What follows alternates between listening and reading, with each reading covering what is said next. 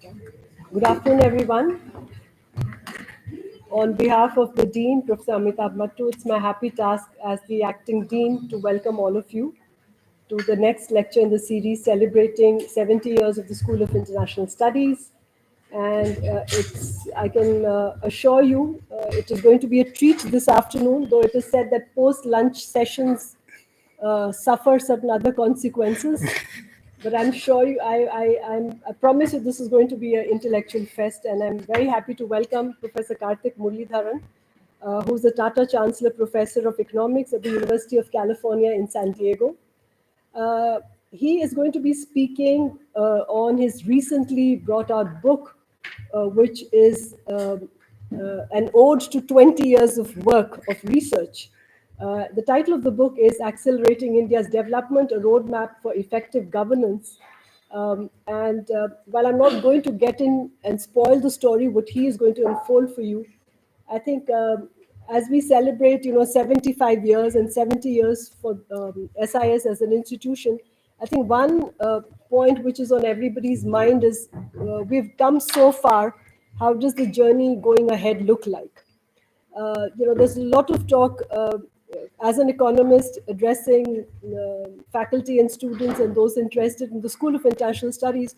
Often the focus is on the foreign policy element, looking at where our relations are. And often we only use some of the statistical data to just highlight where it will impinge on the foreign policy. But I think one thing which connects what your work is and where we are as a school looking out is the fact if you're talking of the fifth largest global economy and wanting to scale up in some to the fourth largest, third largest, it also means about getting the act together internally, because that growth in a globalized setting, which is producing inequities, the inability to transform lives. At the same time, India has standing at that cusp of opportunity with the kind of demographics we have at this point, where an entire set of aspirations and ambitions are leading to wanting change, what you highlight in the title of your book, accelerating that growth. There is a whole generation, if it can have tomorrow, yesterday, nothing could be better. But I think that's also a prerequisite for how, the kind of development task we've undertaken. And just as I was going through, some of the points which you have already said in your book and during our lunch conversation, what came to my mind was, as a student of public administration a long while back in my earlier avatar teaching political science, I remember studying about development administration. And, way back in 1962, we had Edward Wiedner talk about development administration. And he said that it means an action-oriented and goal-oriented, administrative system. And one of the most interesting lines one picked up about development administration, because you talk so much about the system and its ability, and a very short way of defining development administration is, it's a play on words, but it's, I think, extremely powerful. The development administration is the administration of development and the development of administration. And when both of them will come together, then you'll see the magic happening, which your book talks about. So with these words, let me warmly welcome you to the school, and I will now request my colleague, Professor Sangeeta Bansal, to chair the session for this afternoon. Thank you, Salma.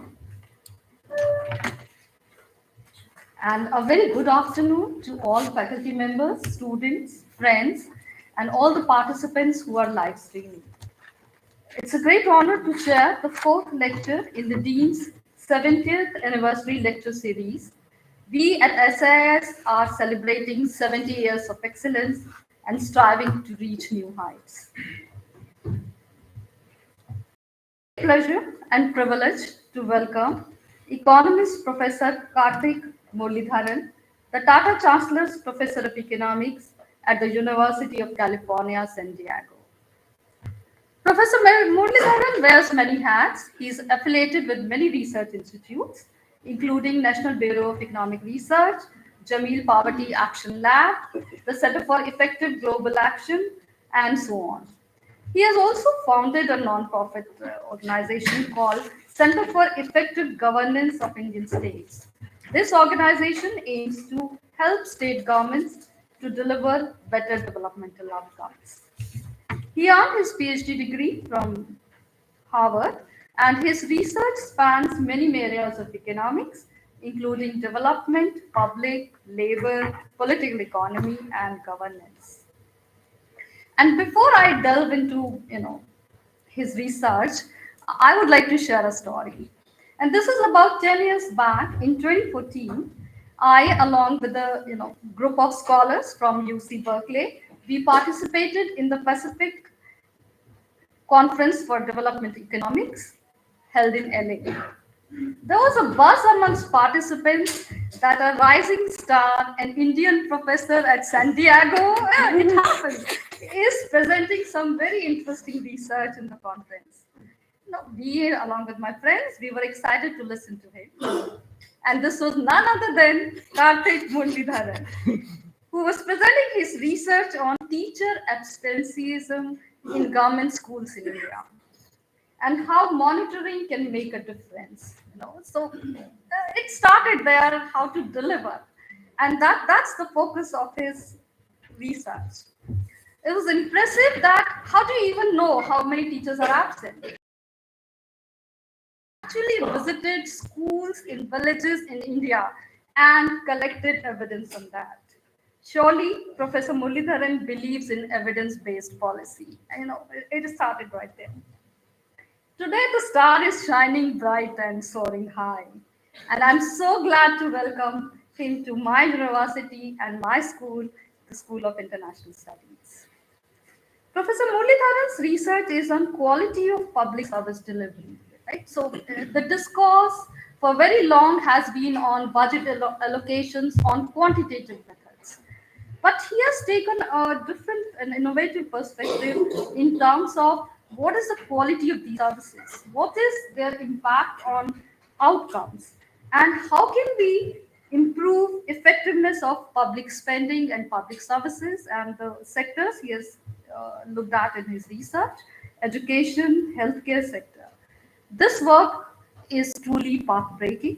A lot of work is on India, but also other developing countries. He's asking a very pertinent question in his research. Can developmental outcomes be improved by better governance? Or do we always need more budget, more outlays? Within the limited resources, because every economy has limited resources, we might say that we need more on education, more on health, more on environment, but there is a budget. And how do you, within that budget, within those allocated outlays, how do you improve outcomes? How do you do that? And he's suggesting a pathway that is improving the efficiency of service. His unique intellectual contribution has brought quality of public service delivery in development discourse. He has conducted large-scale randomized control experiments in partnership with governments to evaluate government policies and programs. Of course, he has published extensively in leading economics journals, including American Economic Review, Quarterly Journal of Economics, Journal of Political Economy, and so on. His contributions are not limited to scholarly articles. He is actively involved in policy advising and capacity building in India, trying to bring about a real change in the form of improvements in public delivery services. And is actually collaborating with state governments, showing politicians, because political economy, within the economics discipline, we may not incorporate it so much, but for implementation, political economy is very important. And he has been able to include that in his research. To me, the key insights from his research are how incentives and constraints embedded within government institutions influence behavior of self-interested rational economic agents, and these constraints and incentives, they lead to systematic inefficiency in governance. Thus, there is a pressing need to improve the incentives, to figure out what should be the right incentives. What is it that we need to measure as success, and how to eliminate constraints in them. In today's lecture, he'll be speaking about his highly acclaimed recent book, Accelerating India's Development, a State-Led Roadmap for Effective Governance. So over to you, Professor Karthik Muralidharan. Thank you so much. Let's see if this guy has gotten enough charge for the clicker to work. Just give me 1 second. I'll turn this on. Yes, okay. Yeah, I'll stand here, and I believe this mic will catch it for the, yeah, that's what the tech folks told me, right? Yeah, I guess it's easier to move. Yeah, we'll move.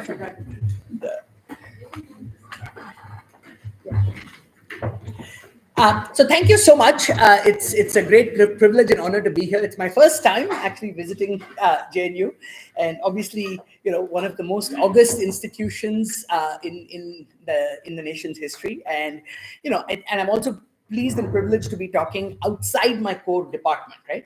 So, and you'll see in the end, right, how relevant these ideas are, not just for India. So what I'm going to do is, the biggest challenge, as you saw with the size of the book, is, so the main challenge of the book is the size looks scary, okay, but I promise you it's a very easy read, okay. So similarly, my greatest challenge here is in crafting a talk for 45 minutes, okay. So I'm going to focus mostly on the Indian part, and if I get time at the end, I might spend about 10 minutes talking about framing this in the global development discourse, okay. So my goals for the book and the talk, it's really, like I was telling the faculty at lunch, right? The book has 3 very distinct goals, okay? So there is an intellectual goal, and the intellectual goal is really to bring the topic of state capacity to the core of the development discourse, okay? So in general, we spend much more time discussing what government should do, okay? So everybody has their favorite item that the government should do, but we don't spend enough time asking how will they do it, or whether they even can. Okay, so, and that requires kind of opening up the black box of state capacity and looking at the state as an organization, right? So how does this beast function from the within, and how do you make it better? Okay, and so I'm going to argue that that's actually a core binding constraint for every development goal we face. And I think so the other thing I'm doing is, and I'll come back to this at the very end, is, and maybe I'll just do this for a minute right now, is see, a lot of the work on governance and development has historically relied on cross-country regressions, right? Now, the problem with these cross-country regressions is everything is correlated with everything, okay? So you can't tell any clean causal story, right? And so one of the reasons Acemoglu, Johnson Robinson won their Nobel was because of a plausible exogenous kind of instrument for measuring institutional quality, right? Now, the problem with state capacity measurement is A, it's completely endogenous, and B, it's not standardized, okay? So what I'm doing here is kind of bringing state capacity back to the core of development, but through 20 years of high quality micro evidence, right, which is identified with experimental variation. And we know, therefore, that these investments in governance will have a large impact. Okay, so it's kind of collecting 20 years of micro work and bringing it back in a macro framing of what does this mean for the grander narratives of development. Okay, and so that's the sense in which this, even though a lot of the papers are published that I'm summarizing in the book, it's not just a collection of paper summaries, right? It's taking it and putting it in a completely new intellectual framework and thinking about capacity. The second goal here is really public education. I think the hardest part of this book, I must have written about 15 drafts, is to write this in language that is so simple that any first-year undergrad in any subject should be able to read and understand the entire book, and even a motivated high school student should be able to read and understand. Okay, so it really, in some ways, is the civics lesson that you should have had in high school, but you didn't, because all you got was a bunch of things that you learned about the different arms of the government. Okay, and so there's a public education component, and the last is policy. Okay, so and the structure of each chapter is that the first half. So what we're doing in the book is provide practical ideas, and I think, like we said in the introduction, it's easy to complain. Okay, the challenge is when you have to fix it. Abhi karna kya hai, right? And so that's much harder. Okay, and so I'm kind of taking an attempt at proposing certain practical solutions that can improve state capacity, governance, and development outcomes. And so, like I said, there's this nice Greg Mankiw piece in the JEP 2006 where he talks about the macroeconomist as a scientist and an engineer, right? So where the scientist is trying to understand the world and the engineer is trying to take that understanding and build a better world, okay? So the way to think about this book is that the first half of every chapter is similarly social science, and the second half is systems engineering, right? right? Because in policy, it's not like a clean engineering problem, because everybody's going to react back, right? So you have to think about it as systems, and that's kind of what I'm doing here. Okay, so that's the big picture goal. Now let's jump into India, which is really the context of how the book is motivated. Okay, now the good news. So on India is that in many ways in the global landscape, the Indian economy is actually a bright spot. Okay, we are the fastest growing large economy in the world. We have macro stability. We've never defaulted in our debt, and these things are not to be taken for granted. Okay, you just look in the neighborhood, and it's very very easy, for these basics to collapse. Okay, so we have a lot to be proud of, right? And the combination of our size and demographics and democracy and diaspora, really gives India an incredible amount of weight on the global stage right now. Okay. But at the same time, like John Robinson famously said, right, everything that's true about India, the opposite is also true, right? I mean, and in a distribution of 1.4 billion people, I can tell whatever story I want by where in the sample, where in the distribution you're sampling from. Okay, so on the flip side, you also have very, very deep and profound challenges, okay, especially on basic service delivery. So education, we've got 50% of kids completing primary school in rural India without being able to read at a second standard level. Health, you've got 35% children being stunted. We have the police are chronically understaffed, undertrained, overworked, and and like they say, Hindi movies always get it right? There's a reason why the police reach them on the last scene, okay, and that's because they typically don't have the capacity. Okay, so justice, we have a backlog of over 30 million cases. Okay, the welfare system exists, but it's creaking, as we saw during COVID, and crucially, the challenge of high quality jobs. Okay, so how do you make sense of all of this, right? The way you make sense of this is that the simple story of the Indian economy, and this is not just me, if you read the investor reports of kind of venture capitalists in Bangalore who kind of characterize the Indian economy for the investors, basically it's like the top 5 to 10% of India is what drives demand and drives growth. Okay, so these are the folks who are entrepreneurs or have formal sector jobs with predictable salaries, and therefore that predictability then becomes the key to driving demand. Okay, so the next 30 to 40% of the country is broadly working in service sector jobs of varying quality, who are catering to the demand created by the top 10%. Okay, so just to calibrate, if any of you have domestic help who earns about 20,000 rupees a month, that person's already in the 80th percentile of the income distribution in India. Okay, so that gives you a sense of where in the distribution we are.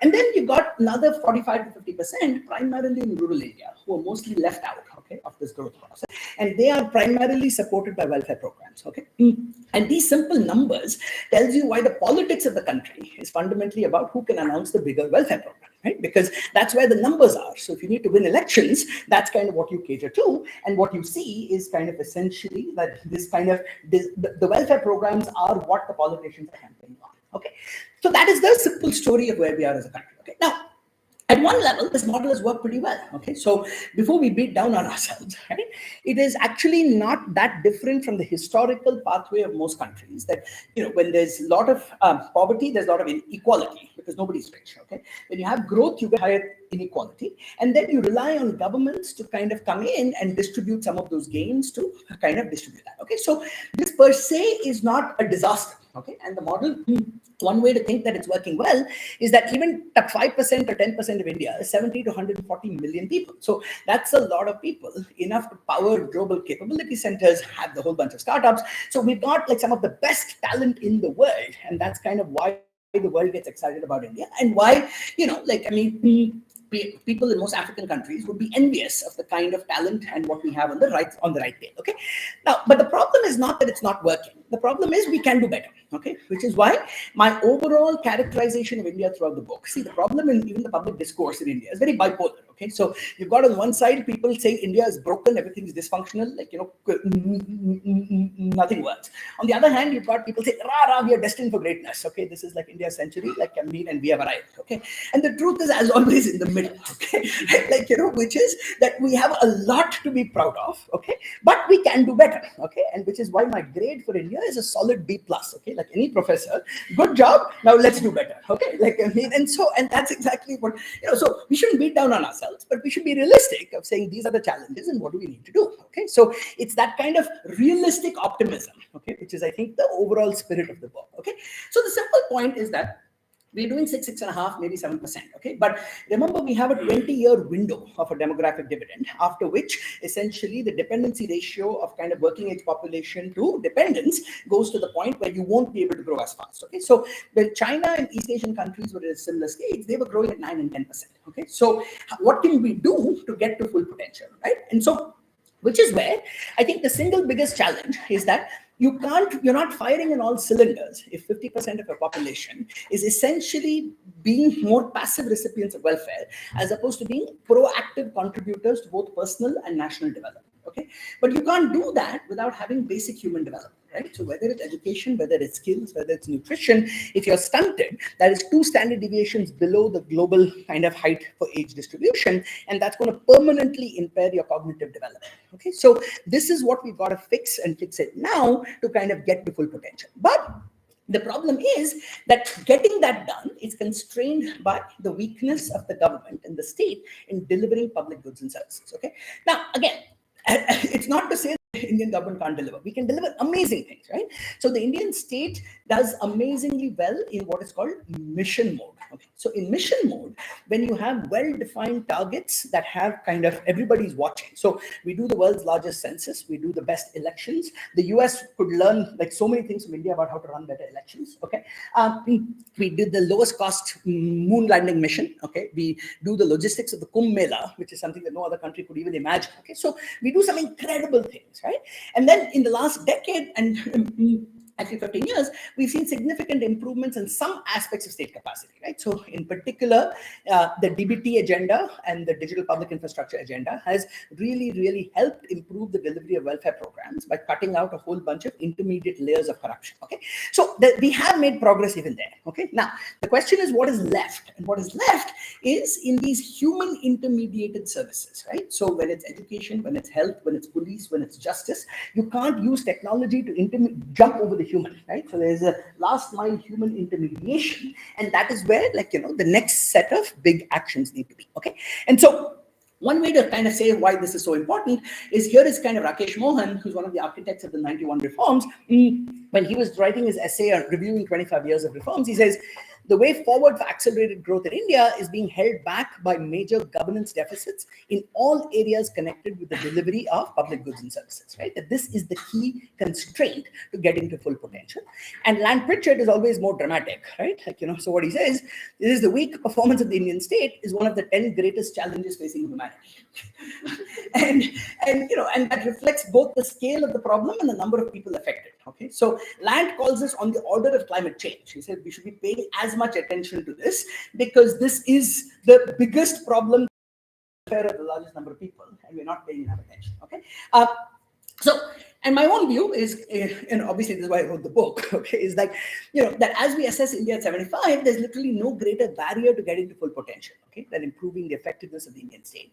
But the other subtle point here is that almost all of these actions that we need are at the state government level. Okay, so that's why the subtitle of the book is a state-led roadmap for effective governance, because all these services are constitutionally with states. I mean, education, health, police, land, labor, they're all state government subjects. Okay, and even when the central government puts money, the implementation issues are all with the state, and that's where we need to be paying a lot more attention, which we have. Okay, now, the reason for writing the book is not just because I thought it's an important topic, right? The reason is because I thought I had something useful to say, right?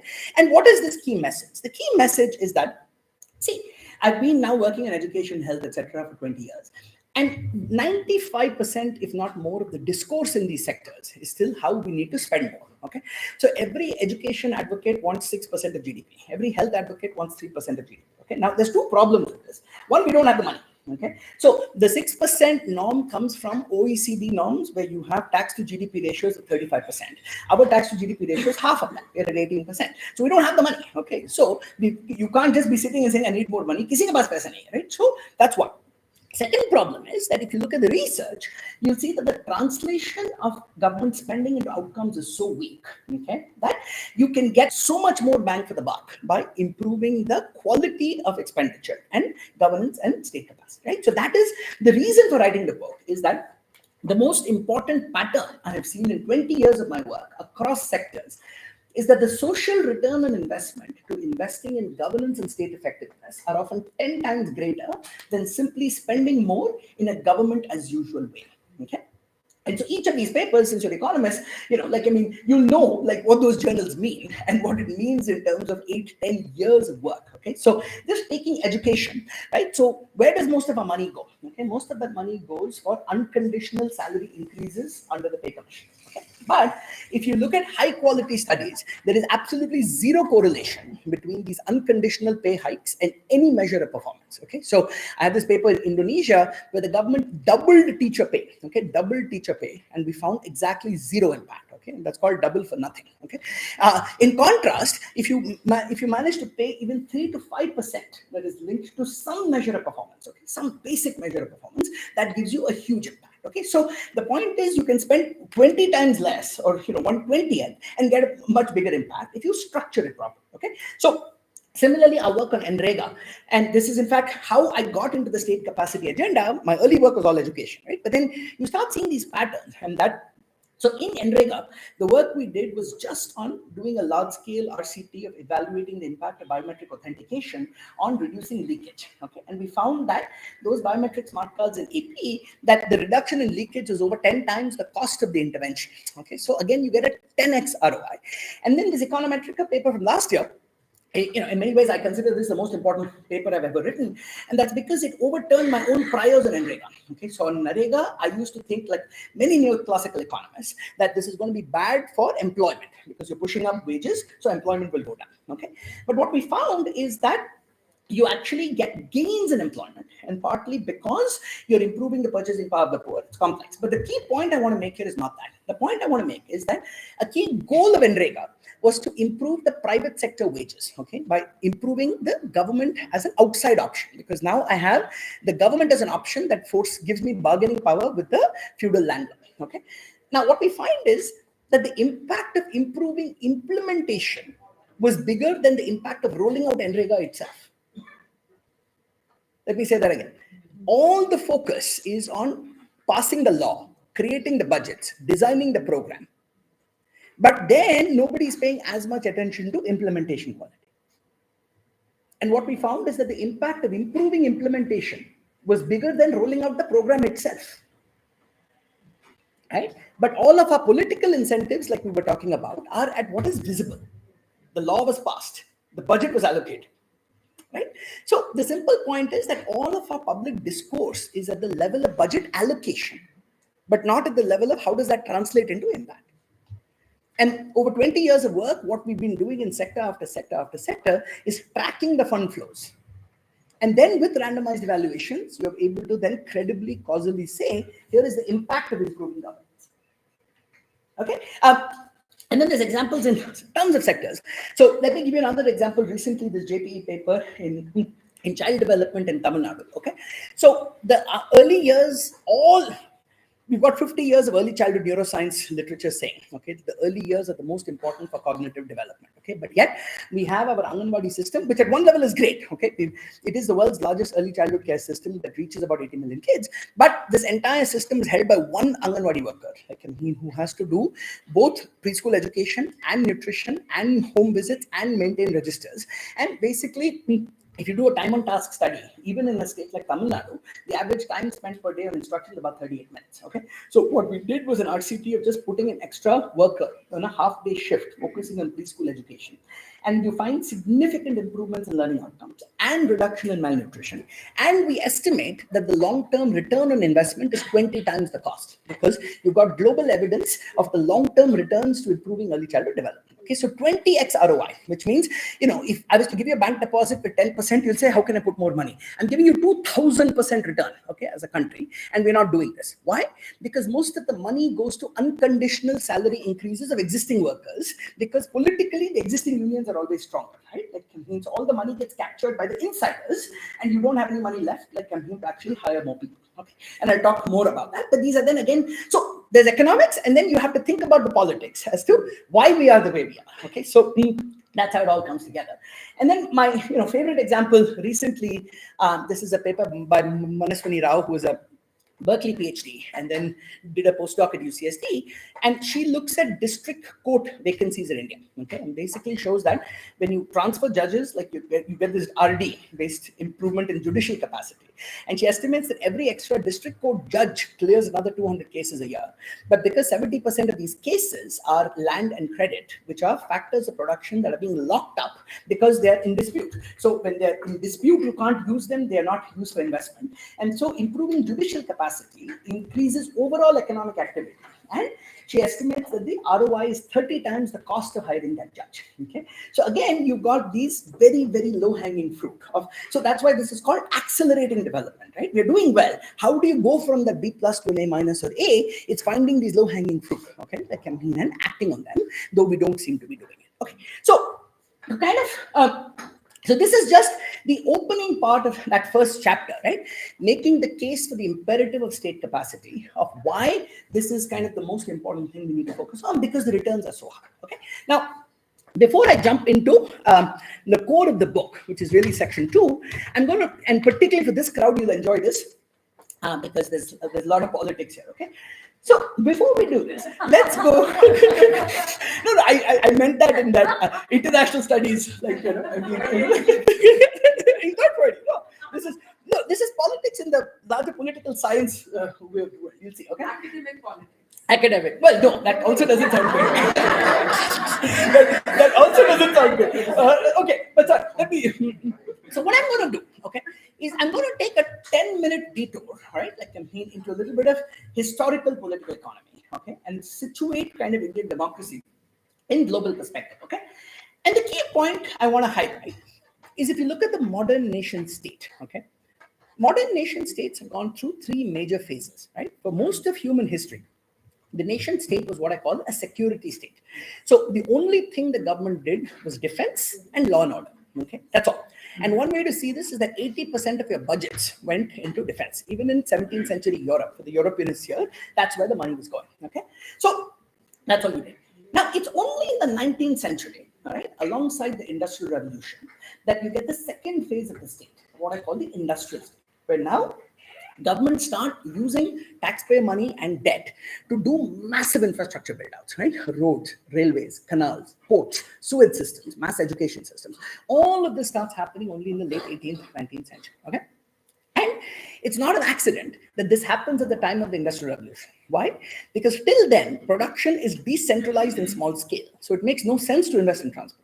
But once you have such massive economies of scale in production that you're producing in a few places, then it makes sense to invest in the transport and the storage. Okay, but so this capex becomes a huge complement to the Industrial Revolution. Okay, and this is the first time till 3,000 years, there is no change in per capita income. Okay, so we say India was the richest country in the world. That's true, and that's relevant even to some of the conversations now. But it's true not because people were richer; we just had more people. Okay, so for 3,000 years, essentially, like I mean, all economic growth was absorbed by increasing population. Okay, so the kings lived better because you had more people to tax. Okay, but the peasants' life did not change for 3,000 years. Okay, because it was basically you were extracted to the point of survival. Right, so it's only in this Industrial Revolution era that for the first time productivity goes up so much that you get this massive increase in GDP per capita. Okay, but alongside that comes a massive increase in inequality, right? Because the benefits of that growth are primarily going to people with physical capital, financial capital, human capital, right? So land, money, and education are the 3 groups of society that benefit from that growth. So it's only in the last 100 years that you then get the third phase of the state, right? Which is the welfare state. So the welfare state is a remarkably recent phenomenon in human history, right? It's less than 100 years old. And now you get progressive taxation and governments come and start doing major welfare programs, okay? Food security, no one will go hungry.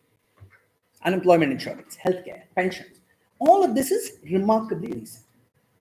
Okay. Now, there's 2 important points I want to leave you with. Right? One is that welfare states are very expensive.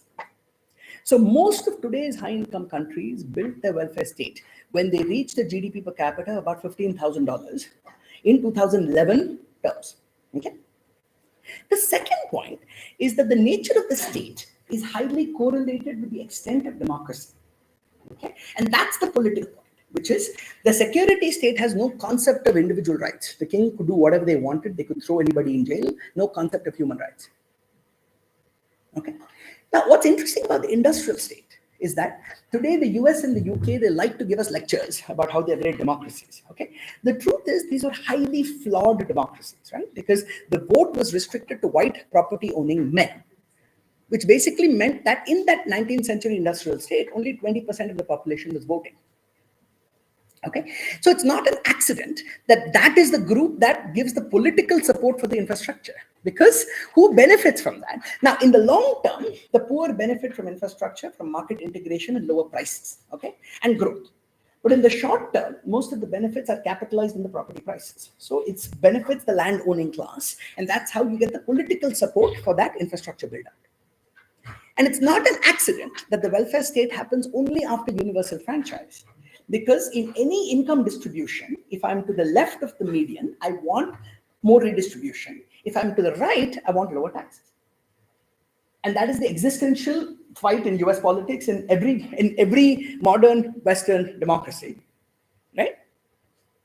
So today's Republicans were the 19th century Democrats, right? So for all the conflict in Congress in the Biden administration, what was the one bill that passed with bipartisan support? It was the transportation bill. Okay, because that was consistent with this kind of capex version of the modern Republican Party that they're willing to spend. What they don't want to spend on is more welfare. Okay, so it's that same dynamic. Okay, now why am I giving you this history? That's because, okay, let me first show you one slide and then I'll come back to that, right? So the reason I'm giving you this history is because India is this incredible exception in human history that we are the only country that had universal adult franchise on day one. And that fundamentally changes the nature of our political economy and what we are able to do. Okay, so the first point is highlighting how the welfare state really shows up only around the Great Depression. This is social spending as a fraction of GDP. And even that is a blip. The big pickup happens after World War II. Okay, and that's because welfare states are expensive. To fund a welfare state, you need the administrative capacity to tax and the political willingness to be taxed, right? And so as work of Charles Tilley and others has shown, when does state capacity get built? It gets built in existential crises like war. So it's only in times of war that the elites are willing to be taxed, because otherwise it's existential. So it was the war effort that built both the fiscal capacity and the administrative capacity of the Western nation state, because you were mobilizing over half the resources to run the war effort. And then when the peace dividend happens, that's when you get the welfare state. Because not only do you now have the taxes, you've also built more solidarity. So the political support for the welfare state comes from more solidarity among your population, which happens after a war and during the war. Okay. So why does this matter? Because here is India. So before we beat down on ourselves, okay, there is nobody like us. Right? So this is this really powerful picture from Arvind Subramaniam and Rohit Lamba's JP paper. And it just shows that, you know, at kind of comparable levels of income, the US, UK, South Korea were at democracy indices under 2.5, and India was, you know, close to 10 and stayed up there. So at one level, I mean, this is an amazing achievement. Okay. So there are benefits and there's going to be costs. Okay. So the benefits are, it's an incredible moral triumph. Okay, that has allowed every Indian, including the most marginalized, to have a voice in the polity at a time when their analogs in today's rich countries had no vote and no voice. Okay, and so that is a huge moral triumph. Okay, and that's partly what gives India its soft power in global affairs, because everybody understands intuitively what a big deal this is and how difficult it is to sustain. Okay. Now, that's also given us substantial policy wins for the poor. So my favorite example here is if you look at food security. The US does food stamps for the poor in the mid-30s at a GDP per capita of $18,000, all 2011 adjusted. India does PDS for the poor at 1/15th that GDP per capita. We do that in the 1960s at about $1,200. Okay, so this is a huge moral achievement. Similarly, right now in the US elections, Tim Walz, the vice presidential candidate on the Democratic side, was very proud that Minnesota had done school lunches under his leadership at $80,000. India has been doing school meals like way before. Okay, yeah. So these are incredible moral achievements. Okay, and I think some of these parts of the book has been what's fun because it's made me read a bunch outside economics, right? But here's the Dipankar Gupta, right, writing about top-down elite action, like that gets some of this, but then supported by bottom-up political popularity, right? So it's MGR and Kamaraj who bring these programs, but then they're politically popular, so then nobody moves it. Okay, so it's a combination, therefore. So you can see how Indian democracy has delivered a bunch of these triumphs. But, of course, there's a but, right? And the but is we're economists and we know there's budget constraints. So the way to think about state capacity, right? How do you make sense of state capacity when in some ways we're doing great, in other areas we're not? And the best framework comes from Francis Fukuyama, right? When he talks about the scope and the strength of the state, right? The scope is what it tries to take on. The strength is its ability to deliver. And the consequence of democracy before development in India is that the scope of the state has expanded before the strength. So the triumph is that we have expanded the capability of people to make a claim on the state, but before the state has the capacity to make those claims. And that gives you two fundamental challenges. The first is the public finance challenge, okay, which is there's only so much money. And so when you're spending that much more on welfare, there is much less left for productivity enhancing public goods, whether it's infrastructure or whether it's the state capacity itself. See, another way of asking the question is to an economist, it makes no sense that there are these 100x, 10x ROI opportunities lying. If you're a private sector investor and I told you here is something that will give you 10x return, 1000% return, you'll say, how can I put more money to work? Okay. So the fact that it's not happening tells us that there is something misaligned in the incentives. So the problem is not welfare spending. Okay, so chapter 15 in the book is all about how well-designed welfare spending can improve equity and efficiency. Like I gave you the NREGA example. The problem is not welfare. The problem is doing welfare without the kind of pipes and structures to deliver it well. Or trying to deliver basic services without investing in the governance. And so then you get this vicious cycle, low state capacity. And so you get poor quality spending. And then you don't have the money to invest in state capacity. Okay, so that's one fundamental challenge. The second, and this is why I was talking about the politics, is the political economy challenge. Okay, and the problem now is basically the entire nature of politics. It becomes a politics of scarcity. Okay, and that's because you have committed more than you have resources for. So both citizens and politicians know that they cannot deliver for everybody. So then the nature of politics becomes how do I get the public resources for my group, which is what in India we call vote bank politics and what in Africa we call clientelism, or what political scientists in general will say that, right? Now, the problem is when Western political scientists say, oh, these are clientelistic democracies, there's almost a patronizing element of Orientalism to it, okay?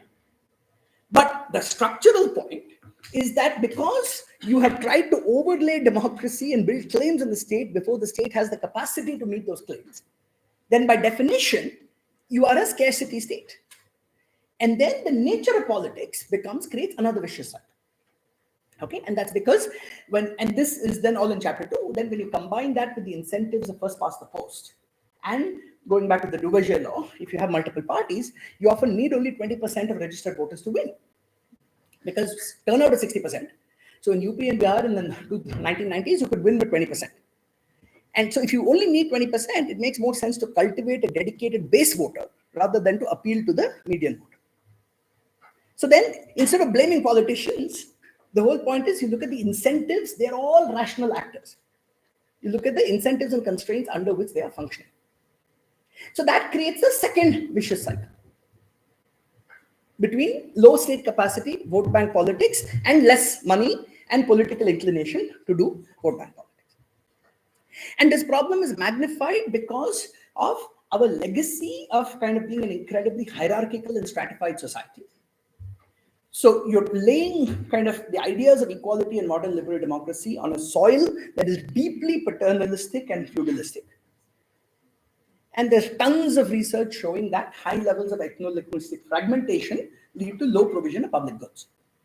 Okay, so it's not an accident that the states that have done best in India in service delivery, whether it's Tamil Nadu, Kerala, Maharashtra, they've all had social movements that have mobilized large numbers of disadvantaged groups together to agitate for public goods. So the best book on this is Amit Ahuja's Mobilizing the Marginalized, right? Where he talks about the differences in Dalit mobilization across the country and how that led to different outcomes. Okay, so again, I'm an economist, but the fun part of this book is situating this in a broader socio-political context within which the state evolves and functions. So this sounds very depressing. Okay, so how do we get out of this? Okay, now where is the ground for optimism? Okay, the case for optimism is that the nature of political incentives has changed. Okay, so if you look at the data till 2000, okay, all incumbent parties are likely to get voted out. So you have this anti-incumbency effect. But since 2000, once you had economic growth and the state has the resources to be able to deliver, what the data shows is that states that have better growth rates have higher vote share of the incumbent party. So it doesn't guarantee elections because of alliances and seats and votes are non-linear. But there is a strong positive correlation between measures of performance and the vote share. Okay, so the simple way I describe this is that there is an old politics of identity, polarization, fragmentation, vote banks. Okay, caste, region, religion, language, fragment the population however you can to get your base vote. And there is a new politics of governance and service delivery. Okay, now I'm not arguing that the old politics is over, but the old politics only gets you 20%. That next 20% you have to deliver. Okay, and that's what the data is showing. And so what that means is politicians do now care about delivery. But they are frustrated. They are frustrated because the state is not able to deliver. So the analogy I use is just like the metaphor of the pre-liberalization Indian economy was the 1950s ambassador car that was unchanged for 30 years.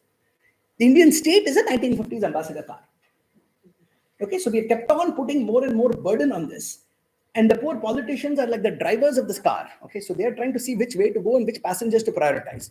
But the car is barely moving. Okay, but they're incredibly frustrated because they're race car drivers. They are not car designers.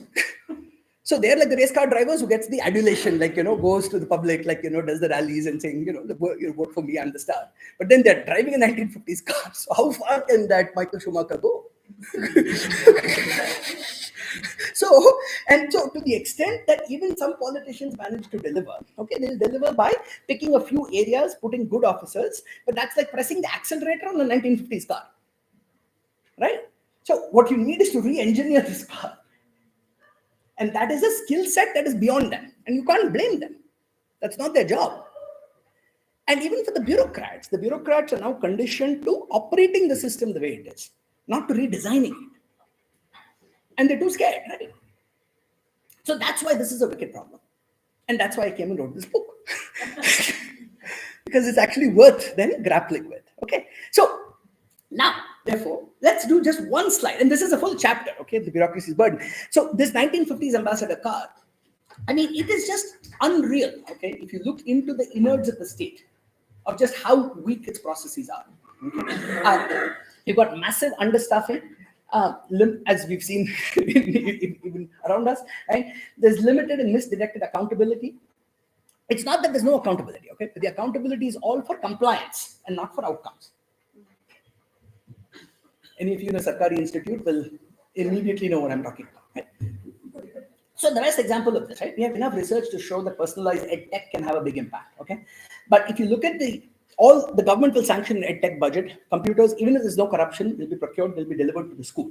But the number of schools I've gone to where the computer lab will be locked and the chavis with the head teacher. Why? Because the most important thing the teacher cares about, nobody is asking, are the kids learning? But agar computer chori ho gayi, to band baj gayi. Okay, so the teacher's incentive is to make sure nothing gets stolen. Okay, and again, Bollywood gets all human wisdom is captured in some Bollywood dialogue, okay, or some episode. So this is panchayat, right? It's a full panchayat episode, right? Called Computer Nahi Monitor, है ना? तो पूरा episode है, कोई computer monitor use कर रहा है, कोई देखता नहीं, but चोरी हो गई तो full episode is about the inquiry that happened, right? So that is the life of the frontline bureaucrat. Okay, so which is why you can't say, okay, I've increased the budget and built more computers, because till you think through the incentives down the chain, you're not going to translate that into outcomes. Okay, So the book has a lot of little Bollywood snippets and stuff. So I've tried to make it like, not just dry statistics. Okay. And then, so you can go read all of this. It's a deeply challenged system. Okay. Now, the point is there are no shortage of heroic officers. Okay.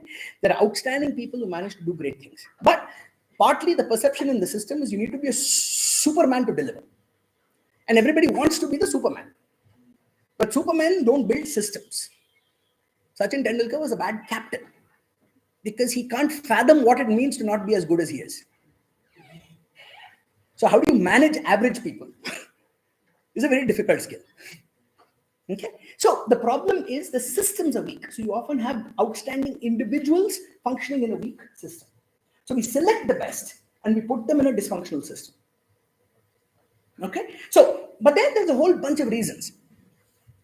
There's a colonial legacy. Again, I could spend an hour just on this slide. Okay. But please go read the book. Hopefully what I'm doing is just giving you a jhalak of why, this is just one chapter. Right?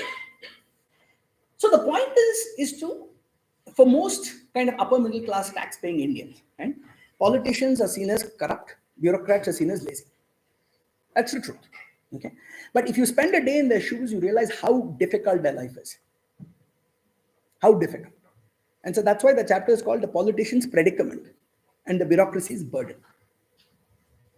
We have the best jobs in the world, tenured academics, you have to teach, you have to grade, do a few meetings here and there. Okay. Like a typical, I was with the finance minister of the state, there's like 300 people waiting, requesting some favor or the other. A finance secretary has a budget of 300,000 crores. Agar kahin pe ek file mein kahin kuch galti ho gayi, to there'll be some inquiry later. So the kind of pressures that they're functioning under is unfathomable. Okay.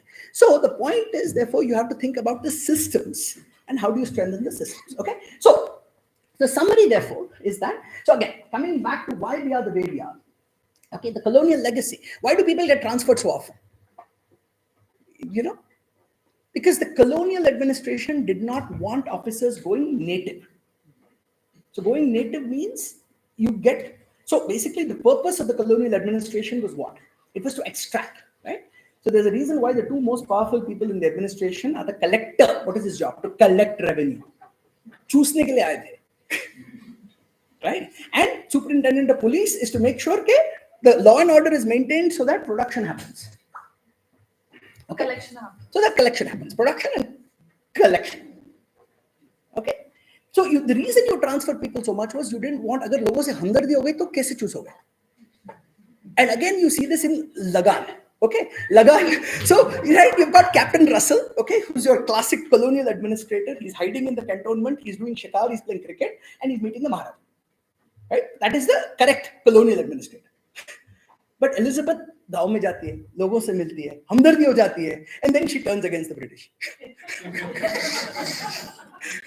So the whole point is you want to keep them away from the people. And that's why they're transferred so much. And that's why it is so hierarchical.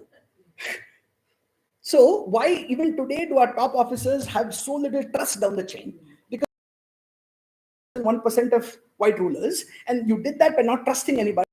Massive paperwork. So we built up a modern state of a structure that is designed to rule and not designed to serve. So what has happened is democratic India has added a whole bunch of expectations on the state, consistent with what a democracy should do. But we have not examined the sinews of the state to see why it is not architected to deliver what we want it to. So this is the summary, but the implications is this is why I consider the task of building a more effective Indian state to be the great unfinished task of Indian democracy itself. Right? So when you look at syntheses of Indian democracy, like Ram Guha famously calls it 50-50. Ashutosh Varshney in his 2013 book calls it battles half won. So the general consensus among political scientists is that the 50 positive, the battle half won, is the representation, the voice. But the glass half empty is that we've not been able to deliver. But they don't have a theory of that. And I'm trying to fill that gap by saying this is why it is a glass half full. Okay? So that's why I'm saying this. That's why I said this is a section for political scientists, not because of, but it is, though it's economics, it's deeply about, because how does one build a state to match what the political aspirations are? Okay, so the problem is time. Okay, like I've barely gotten through like 1/3 of my talk. Okay, so I'm going to have to skip through a bunch. So let me take 15 minutes more and try to go through this very fast. I won't go through the details, right? Let's see, this is just the first 3 chapters. This is just setting the stage. Okay, this is not the core of the book. This is just the first 80 pages. And this is to make sense of why we are the way we are. Then comes the real intellectual contribution of the book, okay, which is to say, if you want to understand the functioning of the state, let's unpack how effective organizations function and look at the state not as an institution and what it delivers, but as an organization and how it delivers. Okay, so these 6, so in a way, what's interesting is there's high quality evidence in every one of these chapters. But the organization is not economics. The structuring is from organization theory. Right? So what determines the culture of any organization is the outcomes. What are you monitoring? What is the quarterly review meeting? When there's a review, what are you being monitored on? So the data and the outcome measurement is what first sets the entire orientation of any organization. Second is personnel. Who are you hiring? How do you train? How do you post? How do you promote? Or how do you not promote? And the characteristics that you promote for become the characteristics that are embodied in the culture in the organization. Right? When you promote for seniority, you get yes sir, yes sir, yes sir, yes sir, yes sir, yes sir.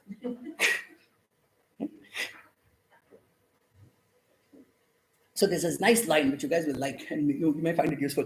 I remember recently I did a talk in IIM Lucknow, okay, and quite a few senior government officials actually came there, and he said the great thing about being a professor, see, government is about the idea of authority, whereas the university is about the authority of ideas.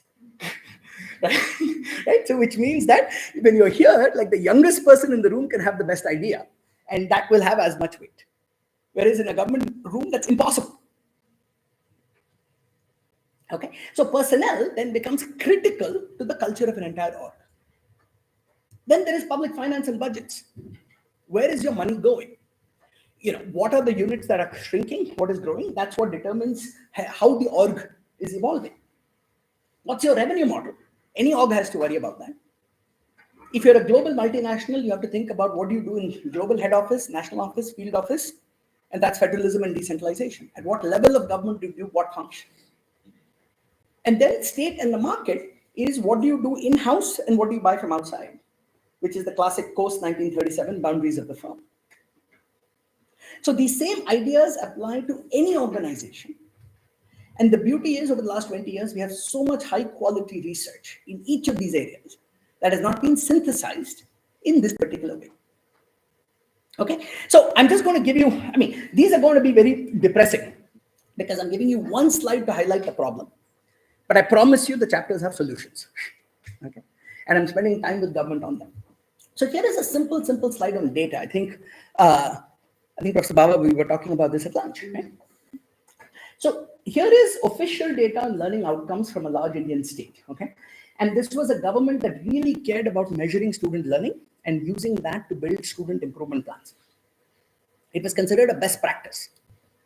Till my friend Abhijit Singh went and did a simple audit study, where he went and resampled a bunch of the same kids and retested them on the same questions. Okay, and what you see is in the official data, every child scores above 65%. In the independent audit, no child scores above 65%. So this is how much the data is inflated. Okay. Now, why is this such a tragedy? Because we have wasted 20 years as a country on foundational literacy numeracy. 20 years. Since 2005, Pratham has been doing independent household surveys and telling us kids are not learning. Okay. But officially within the government, even if an official will kind of sympathize in private, officially they have to react only with official data. Okay. And so this is foundational. And we're seeing this even now. And this is non-partisan, every state, every sector. Okay. We've got a massive foundational problem. Okay. Now again, we have a whole bunch of ideas. So read the book. This is chapter 4. Okay. Chapter 5 is then personnel. We think that we have too many officials and bureaucrats, but India is the most understaffed country in the world relative to the scale of its tasks. So we have 16 employees per thousand compared to 10 times as much as in Scandinavian countries. And even kind of the US, that's considered a paragon of free market, has 5 times as many public employees. But why? It's because Indian government employees are the most overpaid in the world. So at the very top, we underpay. Okay, at the very top, at the top 3 to 5%, you're underpaid relative to the market. But for most entry-level jobs, the government salaries are 5, 6, 10 times more than the market wage. This is from my own data on teachers in Andhra Pradesh, 6 times higher in the government. So this is why you have 200 applicants for every government job. Now, this is a much deeper problem than state capacity, right? So the simple problem is we pay too much and hire too little. But because of the structure, people in government, finance secretaries and chief secretaries are petrified of hiring. They're petrified of hiring because once you hire, you've got a 40-year cost. And once you've hired permanently, people will stop working. Right? So you both don't have staff, but you can't have the ones you have accountable. So that is a wicked problem. Okay? And that requires much more creative out-of-the-box solutions, which again are outlined in that chapter. Okay? So I consider the personnel chapter to be one of the most important. And here's public finance, okay? Very, very, very simple picture. But there's enough here for PhD and master's thesis ideas for everybody in this room. Okay? And the idea is very, very simple. How do you think about quality of public expenditure? Okay, it is what is the return on investment that I'm getting from the spending. In the private sector, you can't spend 50 crores without a discounted cash flow saying, is this going to make money? In the government, you can spend 1,000 crores. Nobody, as long as the procedures are satisfied, nobody's asking about ROI. Okay. Now, you might say government is not just about ROI. Government is also about equity. But what you can do, and this is why this is one of the most important frameworks in the book, you can take every major line of public expenditure and analyze its impacts on both equity and efficiency. Okay, and see, reasonable people can disagree about policies. So, for example, moving to a uniform GST will improve efficiency of tax collection. Okay, but it would reduce equity because it would be regressive. The PDS improves equity, but is probably inefficient because of the leakage and the diversion that happens. So reasonable people can disagree about this. But my point in the book is there is so much that we can do that will improve both equity and efficiency that we're not spending on. And there is so much money we spend badly on things that are bad for both equity and efficiency. So even if as a country we can identify what is here and focus on moving money from region 3 to region 1, you can make everybody better. Not everybody, there'll still be like some. So let me just give you an example. So let's look at rural development, where on one hand you have something like NREGA, which is an outstanding program that is good for equity and efficiency. Okay, because it helps the most marginalized landless workers, but it also improves overall demand and economic activity. That's the efficiency side. On the other hand, you have free electricity for farmers, which is probably the we have in the country. Why? Because it's a disaster for equity. If you do the land ownership distribution, the top 5% of landowners get over 50%. It's a disaster for efficiency. Most of our discoms are bankrupt because under agriculture power is not even metered, and therefore most of transmission distribution losses are hidden under agriculture power. And it is also what is responsible for our groundwater crisis, because over 80 to 85% of water in India is used for agriculture. And many parts of the country are growing water-intensive crops that have no business growing that. And living in Delhi, that also contributes to your stubble burning, like because Punjab should not be growing paddy when it's growing paddy. So all of this is then coming downstream of free electricity for farmers. So the point is not to say don't do farmer welfare. You can do farmer welfare. You can spend the same amount, but you can design it in a way that improves both equity and efficiency. Okay, and that's what I'm trying to shed light on, saying here are kind of the free lunches. Okay, so if you're scared by kind of an 800-page book, I gave a TED talk in April that just came out 2 weeks ago about where the free lunches in development are. And it's basically this idea. Okay, and so the reason I'm saying there's master's and PhD thesis here, you can take your state and take a budget and just look at the line items in the budget and do both economic and spatial incidents to then estimate where these things fall. And that's a fantastic paper. that you can publish in regional languages, have it in the discourse in your states, and that's a way for every master's and PhD student to immediately be having an impact on policy. Okay, there's enough in this one slide and that chapter to give you enough ideas for like a 50 thesis. Okay, so in the interest of time, okay, I'm going to skip the revenue. Federalism, okay. So one of the reasons we were talking about building that tax. So by first principles of governance, functions that benefit from economies of scale should sit with the center. Functions that need to respond to local information should sit locally. Okay, but India ends up being the most over-centralized country in the world.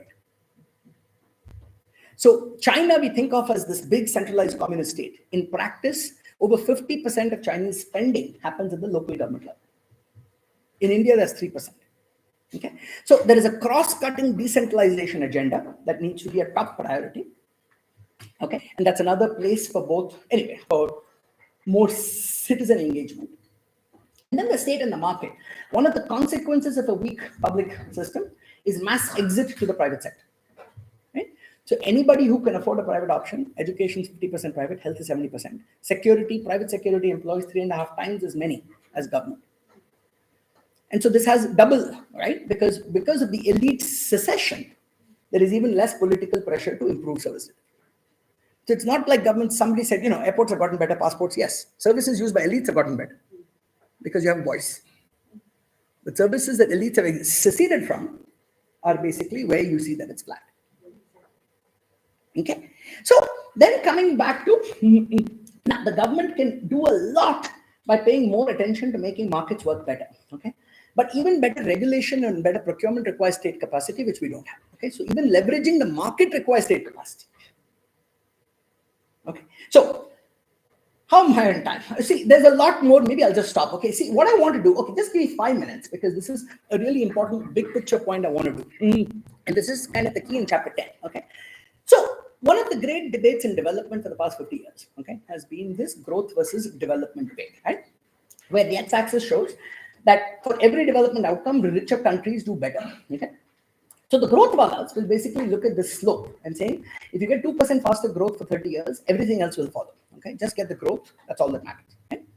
Now, on the other hand, the development values. So the growth values in India are famously Bhagwati and Panagiriya, and that's the center, right? And the development folks are famously Amartya Sen, John Reyes, who would say the point of development is not income. The point of development is human capabilities, and this is health, this is education. And if you look at these positive outliers like Vietnam, Sri Lanka, Bangladesh, it shows you don't have to wait to get rich to get developed. Okay, if you spend more in the social sector, you can do better. Okay? Now, at one level, they're both right, because more growth helps human development, and more human development feeds back to growth. So, what are we fighting about? So, it ends up being an ideological argument that the center right wants more capex, the center left wants more social sector spending. And what I'm trying to do is basically craft a new way forward by saying the problem with this debate is it's fundamentally a zero-sum debate of budget allocation. But if you look at how inefficiently we spend our money, regardless of capex or social sector, that you can do more of everything by improving the efficiency of the state. And then we can build a broad coalition of center, left, and right. Because for the left, if you justice at scale, the most important vehicle for achieving that is the state. So without an effective state, the left will not be able to achieve its goals of inclusive development. Now, the right cares about effectiveness and growth. But this is an agenda that's also going to improve the effectiveness of expenditure and lay the foundations of long-term economic growth. Right? So my hope here is that because our public discourse ends up being so polarized and zero-sum, is to identify a path forward that can craft a broad coalition that's saying, doesn't matter what your ideology is, you may want to drive the car left or right. Gaadi to chalni chahiye na. So can we focus on fixing the car?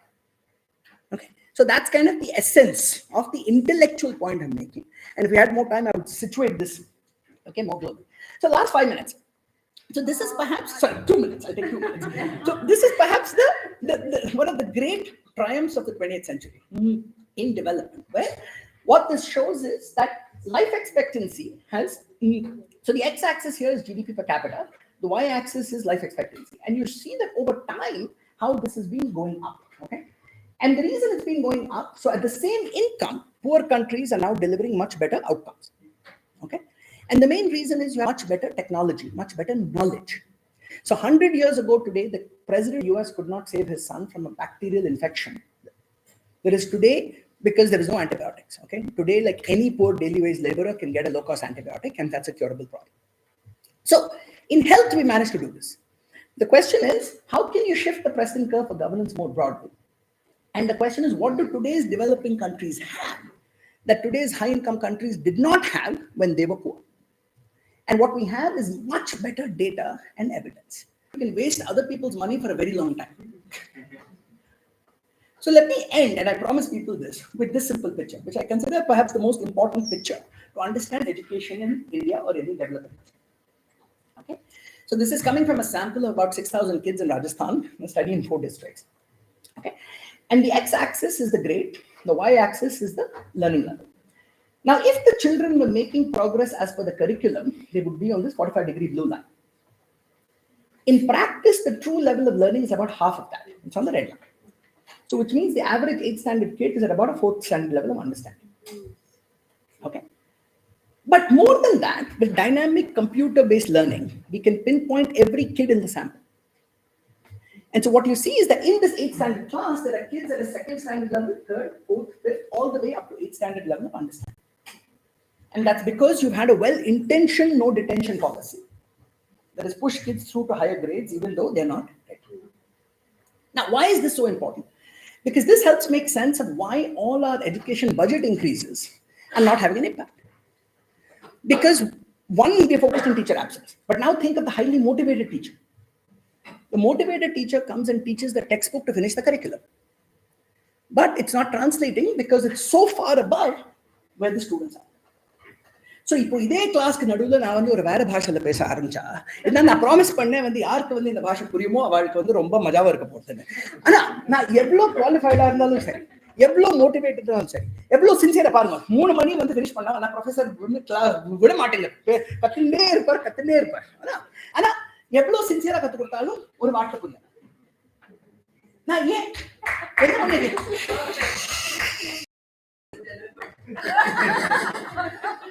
So what I've just done to you is I've just given you 25 seconds in the shoes of a typical kid in a typical classroom in lakhs of Indian schools.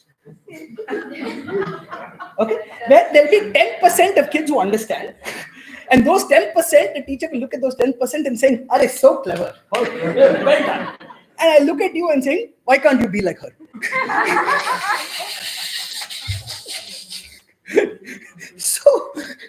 But the point is the power of the research. Without this kind of data, you would have no idea why is all our spending not translating into impact.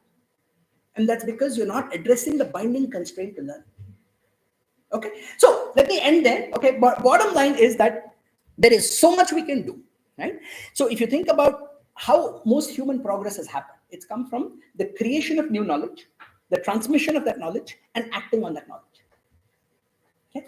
So what we've done with so what I'm trying to do in a way, and this may sound a little, grand, but I believe that it's actually integrating and building on the tradition of the last 3 Nobelists in economics. Right? So Amartya Sen famously said we care about development and not GDP. Okay, which is why my chapters here are education, health. They're all focused on. So when I'm talking here about shifting the Preston curve, this is kind of, if you continue at the current rate, even at 6% growth from 35% stunting in 2047, we'll still be at 25%. But if you improve the effectiveness of spending, then you do much, much better. Okay, so Sen put human development on the agenda. Deaton was the one who actually brought our attention to the shifting of the Preston curve, because Preston was a demographer.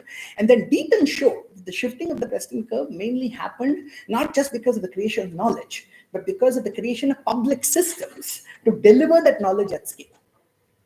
And what Banerjee Duflo Kramer's Nobel shows is it's really a prize for the RCT movement that says, it's not like Esther says, it's not about the few studies they've done, it's about the 1,000 studies like that have come, which when you accumulate together, gives us then ammunition to continue this journey.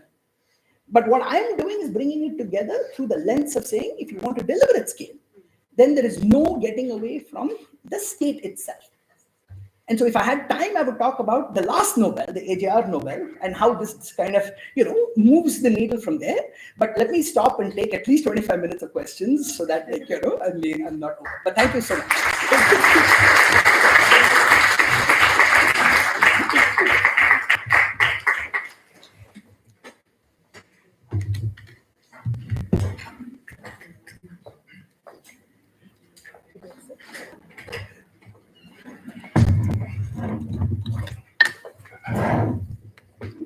So, thank you, Professor Muralidharan. That was just brilliant. It had academic brilliance and also Bollywood engagement. I'm sure everybody was engaged, but that also delivered ideas and yeah, it just became so clear and it was so good. So, and also thank you for providing us a pathway. It's not just problems that we all know the problems, but your work shows us a path how to transform India. A pathway to transform India into a more developed country. So I'll kickstart